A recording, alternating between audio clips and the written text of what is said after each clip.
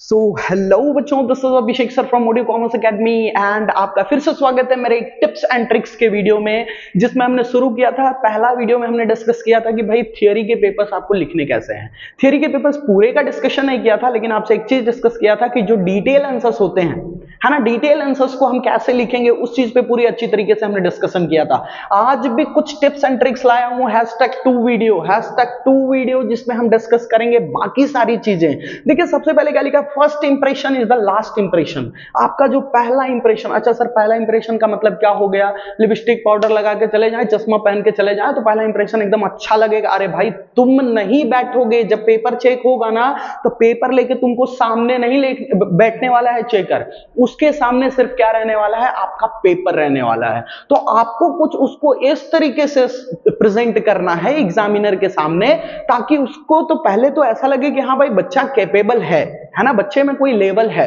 ठीक है, देखिए ना, आप दो टाइप के पेपर देखें ना, टॉपर का पेपर देखेंगे तो बहुत अच्छी तरीके से लिखा रहता है चीजें, और कुछ ऐसे बच्चे होंगे जो लिखते वही हैं लेकिन लिखने का तरीका इतना भद्दा रहता है कि उनको पूरा मार्क्स देने का इच्छा ही नहीं होता। लिखते 5 साल का एक्सपीरियंस, भाई 5 साल का एक्सपीरियंस का मैं पूरा तोड़ बता रहा हूं आपको, है ना। तो first impression is the last impression, लिखा वही है लेकिन लिखने का तरीका अलग है ना। चलिए, कितना आता है, बिल्कुल नहीं, इसका टेंशन मत लीजिए।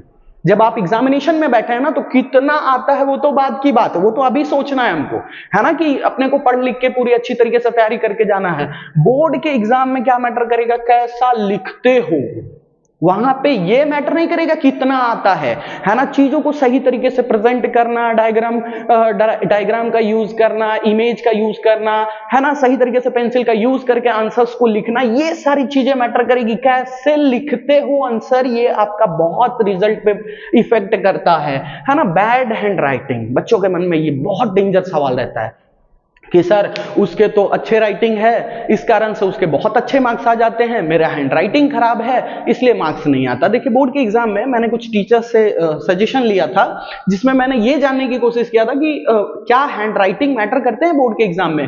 तो उनका जवाब था कि भाई बैड हैंड राइटिंग मैटर नहीं करता, है ना, बैड हैंड राइटिंग मैटर नहीं करता जब तक कि वो कैसा हो, रीडेबल हो, मतलब उसको पढ़ा जा सके, है ना। 15 साल पढ़े तो 15 साल क्या किए, है ना, गोबर थोड़ी उठा रहे थे आप। 15 साल पढ़ाई किए हो तो आप कुछ तो पढ़े होंगे। लिखने का तरीका, 15 साल से लिख रहे हो, लिखना ही नहीं आ रहा है कि जो सामने वाले को समझ पाए, तो फिर क्यों पढ़ रहे हो आप, है ना। तब तो ये तो तुम्हारे लिए शर्म की बात है।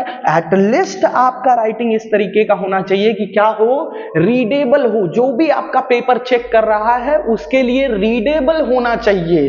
देखिए ना, एक बच्चे का सवाल आया था कमेंट में, पिछला मैंने जब वीडियो डाला था ना, तो एक बच्चे का सवाल था, वो मैंने ध्यान नहीं दिया था, बट अभी मेरे को अचानक से याद आ गया कि मेरे दोस्त ने बताया था कि एक बच्चे ने उसमें सवाल पूछा था कि क्या सर आप पेपर, बोर्ड का पेपर चेक करने जाते हैं क्या, ऐसा करके सवाल था।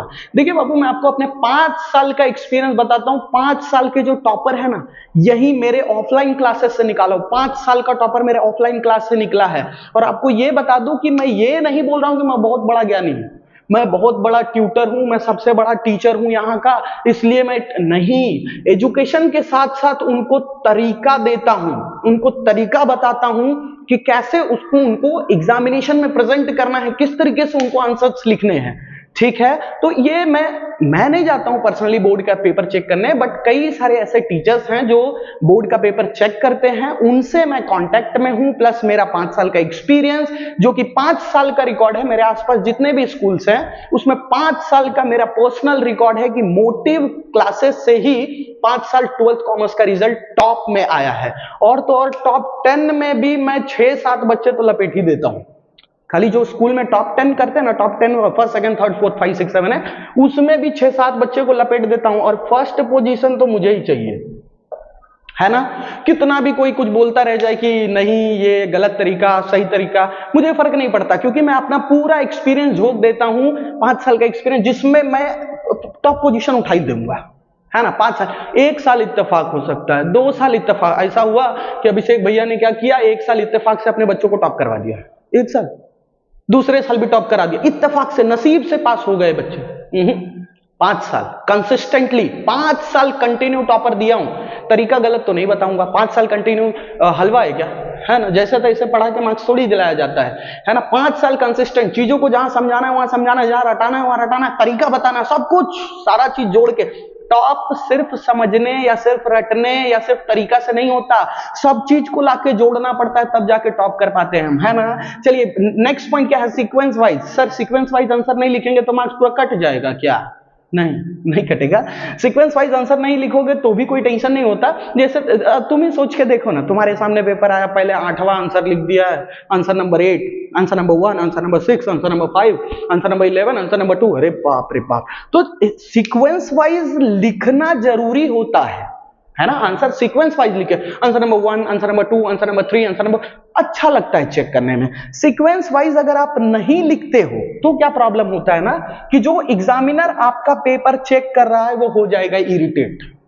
अब भैया सामने वाले को आप एकदम दुविधा में डाल दिए, गुस्सा आ रहा है, उसका खून खोल रहा है, अब बताइए आपको मार्क्स देते टाइम गुस्से में क्या क्या मार्क्स देगा, है ना। तो सीक्वेंस वाइज नहीं लिखने का कोई आपके पर्सनली एकदम दुश्मनी नहीं निकालेगा, बट ये चीज का आप ध्यान रखिए कि आप एग्जामिनर को अपना दोस्त बना लीजिए पेपर के थ्रू, है ना। आप उससे कांटेक्ट करने की ट्राई करो, आप उससे बात करने की ट्राई करो। आप नहीं बैठे हो पर आपका पेपर और वो एग्जामिनर, मतलब जो चेक कर रहा है पेपर, वो दोनों एक दूसरे से बात कर रहे हैं और वो इनडायरेक्टली आपसे ही बात कर रहा है ना। तो सीक्वेंस वाइज रखने का ट्राई कीजिएगा। कभी ऐसा हो जाए कंडीशन कि कोई सेक्शन के अंदर चीजें उलटफेर हो जाए तो कोई बात नहीं, लेकिन हर जगह आप इस तरीके से मत कीजिएगा, ठीक है। कट सीन आंसर बहुत मैटर करता है, ये बहुत मैटर करता है आपके एग्जामिनेशन में। मैंने क्या बताया था, ये आइए ना, पहले लाइन पे आइए ना, क्या लिखा है, first impression is the last impression. लिखने का तरीका बहुत जबरदस्त, कहीं कट नहीं, सारी चीजें एकदम बेस्ट तरीके से लिखा गया है।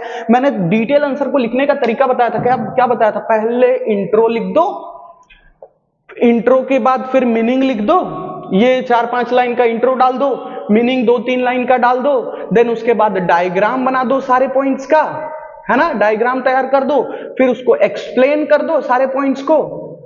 एक्सप्लेनेशन करने के बाद लास्ट में आपको क्या करना है, कंक्लूजन लिखना है। कंक्लूजन में भी मैंने बताया था, एक वीडियो है पूरा, डिस्क्रिप्शन में डालूंगा लिंक, आप देखिएगा, पूरा वीडियो मैंने बनाया था जिसमें ये सारी चीजों का डिस्कशन किया था, है ना, जिसमें मैंने बताया था कि किस तरीके से आपको आंसर्स प्रेजेंट करने हैं। अभी तक सिर्फ मैं ऑफलाइन क्लासेस में ये सारी चीजें बताता था, बट अब मैं यूट्यूब के ऑनलाइन पे आ गया हूं तो यहां पे भी मैं आपको बताना शुरू कर दिया हूं। ये सारी चीजों को फॉलो कीजिए, मार्क्स ना मिले तो बताइएगा, है ना। बच्चे के मन में बहुत बार सवाल आता है, सर 100 मार्क का पेपर था, 90-95 मार्क तो लिख के आया था मैं, इकोनॉमिक्स में 90-95 मार्क, पेपर फाड़ दिया, पूरा गर्दा मचा दिया, तो भी सर मेरा मार्क्स 60-65 पे कैसे रुक गया, गुस्सा आ रहा है मुझे।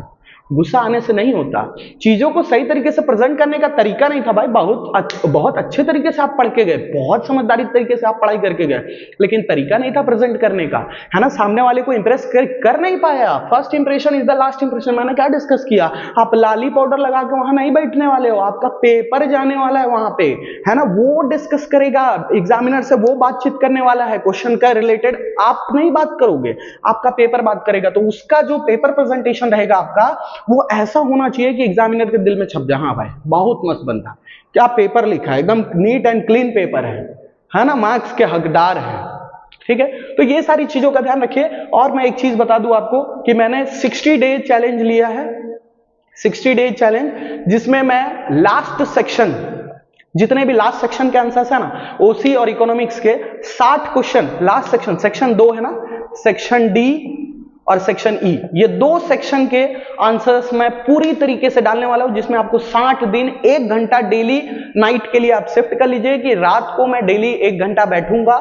मैं डेली वीडियोस डाल रहा हूं, जिसमें से आप 3rd वीडियोस आपके लिए अपलोड हो जाएगा।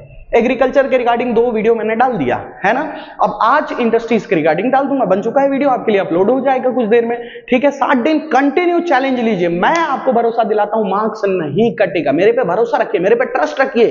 5 साल टॉपर देना मजाक है क्या, हलवा काम है क्या ये सारी चीजें, ठीक है। वो सारा चीज मैं आज आपको मेंटर करूंगा, 3rd वीडियो भी लाऊंगा, ये ट्रेनिंग टिप्स एंड ट्रिक्स का 3rd वीडियो भी लाऊंगा, उसमें भी बताऊंगा, फॉलो कीजिए। नहीं करने का इच्छा हो वहां पे लिख दीजिए नो थैंक्स, कमेंट में लिखिए नो थैंक्स, मैं भी खुश हूं, ठीक है। या तो आप पूरा देख लीजिए, फॉलो कर लीजिए, फिर लास्ट में लिख दीजिए नो थैंक्स, ताकि मुझे बुरा भी लग जाए, आप अच्छी तरीके से चीजों को प्रेजेंट भी कर दें, है ना। चलिए देख लीजिए ना, स्क्रीनशॉट ले लीजिए, बाकी तो डिस्कस करेंगे अगले वीडियो में।